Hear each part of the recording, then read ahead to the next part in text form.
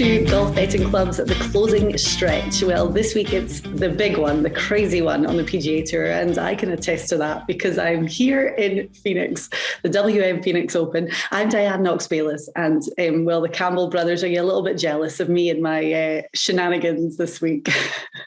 Not at all, Diane. Beautiful weather here in Wales. Don't wish we were there at all. I'm going to try and sum up this experience for you in a few words, but it's very difficult because I've been to a lot of golf tournaments and I have never seen anything like this in my whole entire life. It is beyond wild. I would love to know the percentage of people that actually come here to watch golf, because you see girls in like dresses for the club and their high-heeled boots, and it's like, where do you think you're going? They probably don't step on grass as soon as they get in those hospitality tents. You were nearby when the hole-in-one went in? I wasn't there for that because 16 is like obviously the craziest, and when you're player family you get to go in like a special little section, which is amazing, but you kind of have to leave with your player as well, so we felt a little bit guilty if we hung around for too long. So we just missed it. But the thing about 16 is obviously it's that like stadium, Coliseum, amphitheater, you hear everything, so it was very obvious that someone had an ace because the place erupted. Like anywhere you were on the property you could hear that. Yeah. Brendan Todd was close as well, wasn't he? I know, yeah. And that was not long before. So it was funny because Russell's playing with Sam Ryder today, so it would be cool to kind of see that. But Garrett, my husband, and I were waiting for Russell. He was taking us home last night. So we were sitting in kind of the little player area afterwards, and we were watching the video of the ace, and we look up and Sam Ryder's standing right in front of us, and we're like, oh, this is kind of embarrassing that we're like, oh my gosh. But what a moment, like a moment in golf that will be played forever, that moment. Yeah, 100%. No, hopefully we get another one today. It's just brilliant to watch. Yeah, it really I just is. want to say fair play to you today, Diane, for we're filming at 5 a.m. local time. So it's a must watch for all the effort you've put in. I'm like, do I look like a corpse? My lighting's kind of funny. Everyone's still asleep, so I'm trying to. But listen, honestly, you guys need to go to this tournament at some point, though. When people say it's a bucket list tournament, like it truly is. But I'm glad it only happens once a year, because I don't think I could handle it any more than that. Maybe next year's Closing Stretch will be there. I know, we could have a team event, a team outing. So, well, we have a very stacked leaderboard to talk about. And I mean, looking at it right now, it's very, very hard to call, but Sahith Theegala at the top on 14 under. So, Neil, I mean, it's not like he ran away with it yesterday. He was, 2 under and has a really strong chasing pack. Yeah, well, he had a tough start, didn't he? He made a double bogey on the 4th, and to his credit, he fought back really well yesterday. Like you said, the chasing pack is incredibly strong. There's about 11 players within 3 shots of the lead now, and most of them are of top players in the world. Mm-hmm. So yeah, I just think 6-1. He's shortened in odds since at halfway, and I think he's actually got a worse chance now that he's only 1 ahead of Brooks. So he was in the same position at the Sanderson Farms in last October. He was leading wire to wire. But he ended up finishing 8th with a final round 71. I just couldn't be going near him at 6-1 today with the calibre of players behind him. But good luck to him. He talked a little bit about how he was drained yesterday, and it was an exhausting round for him. He was in the desert about 5 times. People were picking up his balls. He just sounds a bit drained, to be honest. So I wouldn't be going near him from a betting angle today. But good luck to him. I mean, Duncan, he's been leading since Thursday, really. I mean, and once he settled in yesterday, he was dialed in. And he's going to be on the PGA Tour for a long time to come. He's only 23 years old, and we're already seeing such, off the tee, amazing, elite iron play, great putter. I mean, big things coming. Yeah, he was one of our 5 to watch this year on the PGA Tour. We did an article on our blog at the start of the year, and we highlighted 5 players who we thought might have a big year. And Sahith was one of the players that we thought might go on and post a win. Certainly wouldn't be surprised if he did go on and win, maybe later on in the year. But I think I'm with Neil in terms of where I see him today. Given the quality of challengers behind, it's maybe just a step too far to win this one in the crazy, atmosphere that you've spoken about. Yeah. I mean, Brooks Koepka's defending champion here. He won here in 2015, was it, for his first win on the tour? Won last year. It was between him and Xander Schauffele last year, and the two of them really in the mix. But I mean, it's kind of scary to go against Brooks because we know he's such a good closer, especially when it comes to big tournaments. And this to him is a big tournament. Yeah, I mean, last year was quite a memorable one for us, Dan, because we tipped up Brooks at 35-1. Okay. So he kind of got our year, he kick-started our year. So, yeah, one back. His approach play was a bit off yesterday. He was quite reliant on the putter. So whether he can keep that up, I'm not sure. He's the market favourite, just about 5-2, I think he is. And it's short considering you've got the Cantlays and Xanders close by, even Hideki 3 back. It's just a little bit too short for how his iron play is for us. Yeah. Okay, Duncan. So who are you looking at then from this elite chasing pack? So it's a little bit further down, actually. It's Garrett Kiggle is the one that we like a little bit further down. Obviously, like you're looking at Koepka and Scheffler, Cantlay.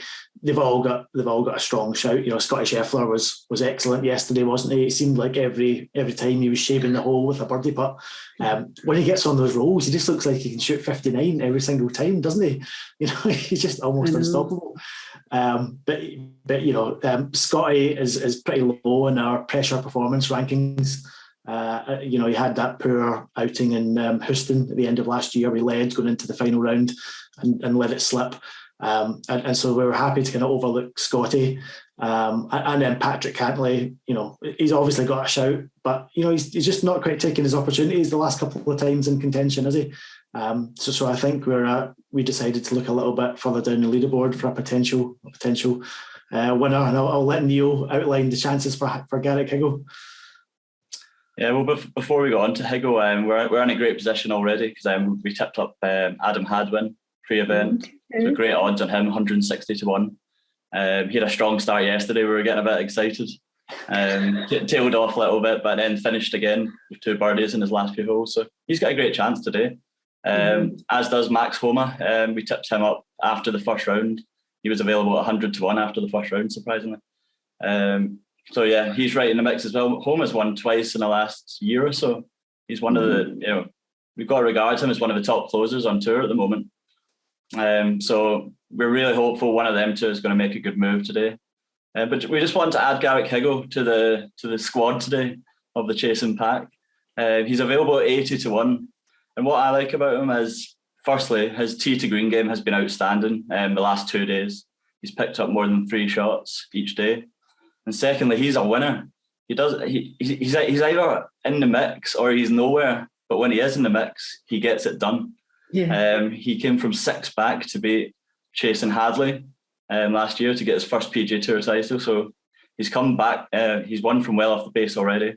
And obviously he won that 2 times on the DP World Tour last year as well. So at 80-1, and it's worth a small play. He's only 4 back. So yeah, we're happy to chance him. Okay, I like it. It's funny because a lot of the guys we're talking about, I know we're not in California. I mean, we're close enough. This is part of the West Coast swing, so to speak. But, you see guys that really play well out here. And a lot of them are from here. I mean, you look at Xander, he lives in San Diego. Max Homa, California guy, won at Riviera last year, which is coming up next week. Theegala, a Cali guy, Patrick Cantlay. So it's never a surprise when you've got an event on this part of the tour schedule and the guys that are really contending are the guys that are from this part of the US. Yeah, absolutely. It just seems to be the same faces that pop up time after time, doesn't it? And especially here, course form here is incredibly reliable as an indicator as to who's going to pop up again. Brooks is just an absolute monster roundabout here, and it wouldn't be a surprise if he did win it again. But yeah, if you pick the West Coast guys for the West Coast, you're not going far wrong, are you? Yeah, exactly. Right. Okay. So anyone else we're looking at today? No, so that's pretty much the squad. So it's Team Homa, Hadwin, and Higgle. The Triple H. But it's just the hard. It's probably the hard. I wrote this in the blog today. It's like the hardest leaderboard to call. I think we'll see all year. We've got so many top players right in contention. I think there's a doubt over where Xander potentially might pull out if he gets a positive COVID test. Because his caddy had a positive. Was it his caddy? Yeah. Yeah. So that could make things interesting as well. But it's just going to be so much drama today. I can't wait to watch this. I mean, talking of the drama, Xander might have some scar tissue from the drama on 17 last year when he dunked it in the water. I mean, those 16 is like high pressure. Everyone knows that because, I mean, I think it was playing as the third hardest hole this week already, and you've just got everything going on. But then 17 and 18 are really difficult holes because the water is threatening, especially on 17, drivable par 4, that water all up the left. And we saw him dunk it and throw it away last year. Koepka chipped in for eagles. So, as you say, there's always going to be drama. I think that's the thing, isn't it? There's a lot of quality players up there, but there's a few players that are quality but also have question marks, next to their name in terms of can they get the job done? Like Scheffler and Schauffele have both had their disappointments on Sundays, and they probably both should have won more than they have. Like considering the talent that both of them have got, the poor Sundays that they've had, Scheffler hasn't even won yet, and Xander's thrown away numerous chances of winning.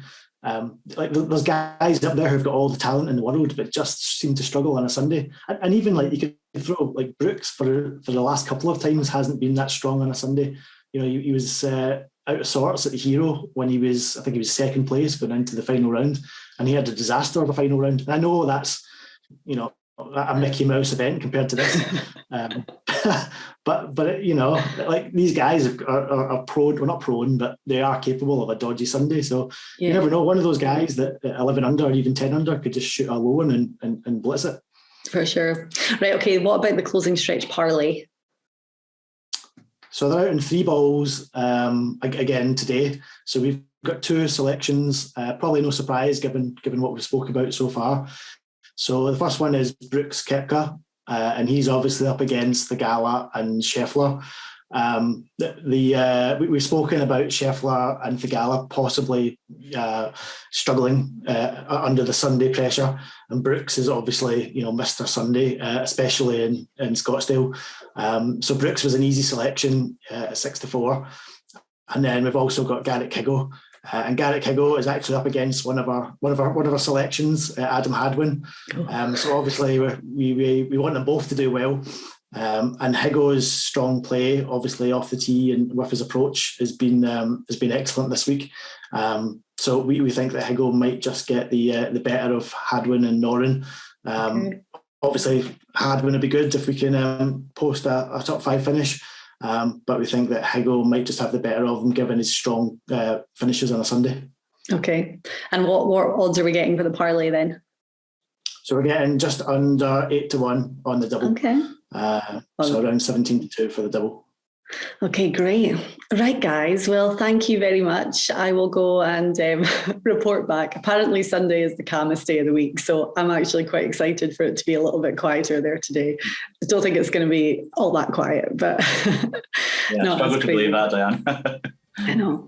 And the Super Bowl tonight too, so everyone wants to get away from the course and then get to enjoy the Super Bowl somewhere. So it's a real elite day in sport here in the US. And then, next week we have one of these elevated events with the Genesis Invitational at Riviera, Tigers event. So off to LA, all the glitz and glam of Hollywood, and we'll be back with the show next Sunday.